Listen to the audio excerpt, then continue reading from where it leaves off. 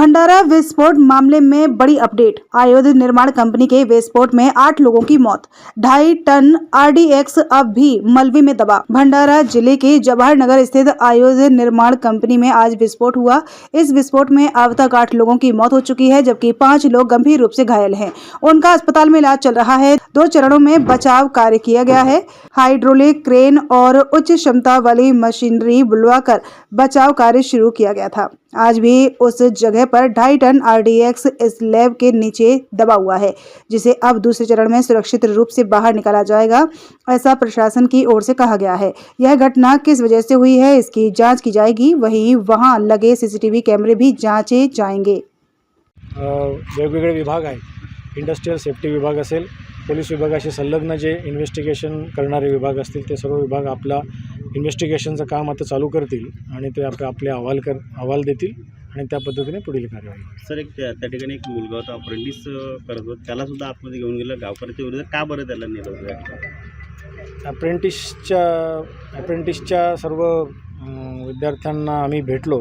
त्यांच्या जे काही म्हणणं होतं, त्यांची जी काही गाऱ्हाणी होती, त्यांनी एक निवेदनाच्या स्वरूपामध्ये सविस्तरपणे आम्हाला सर्व अप्रेंटिस विद्यार्थ्यांनी लिहून दिलेली आहेत. तर त्याचं देखील आम्ही ज्या विभागाचा त्याच्याशी संबंध आहे त्यांच्यामार्फत चौकशी करून घेऊ. याच्या संबंधात ज्या प्राधिकाऱ्यांना अधिकार आहे, केंद्र शासनाचे असतील किंवा राज्य शासनाचे असतील, त्यांच्याकडे हे मुद्दे रेफर केले जातील आणि योग्य ती कार्यवाही.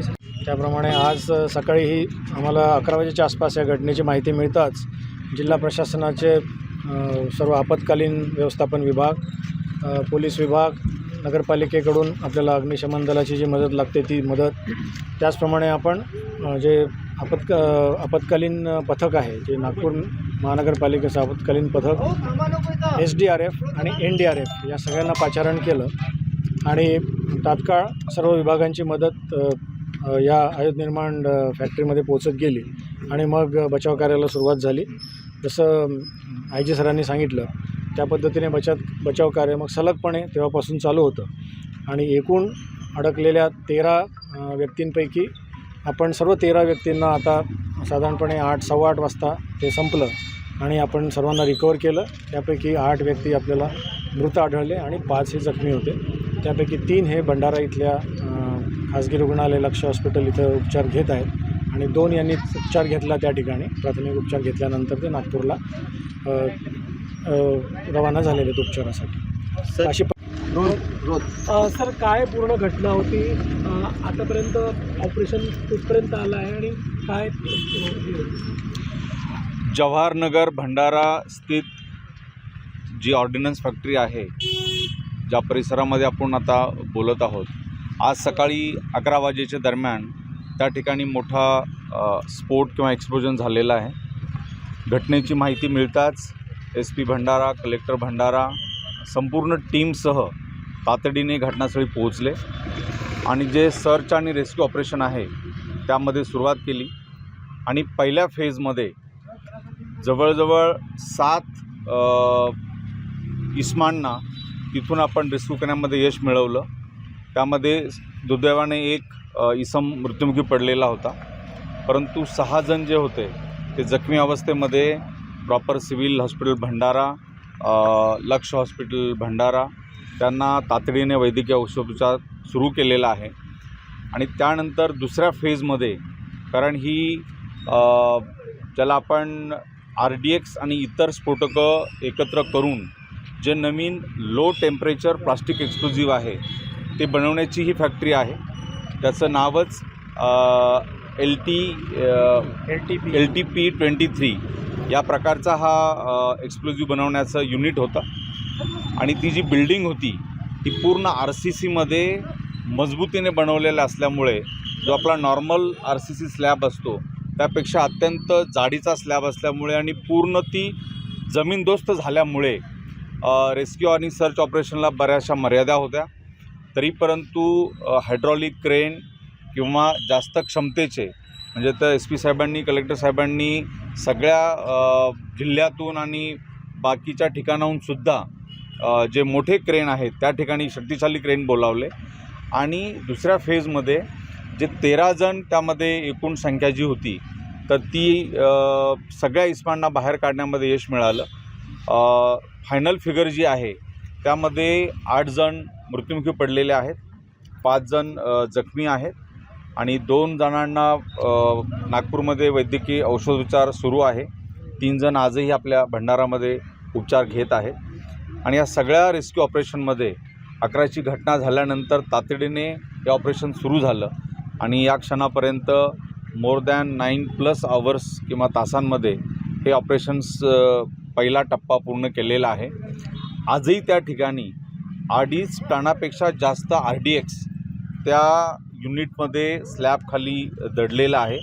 तर पुढच्या टप्प्यामध्ये ते सगळं RDX सुरक्षितपणे बाहेर काढणं आणि जो तपासाचा भाग आहे त्या अनुषंगाने या ठिकाणी आमच्या पोलीस विभागाच्या ज्या सुरक्षा शाखा असेल किंवा आमचे क्राईम ब्रांच असेल, आमचे लोकल पोलीस स्टेशन असतील, यांच्या टीम डे 1 पासून आणि त्या क्षणापासून इथं कार्यरत आहेत.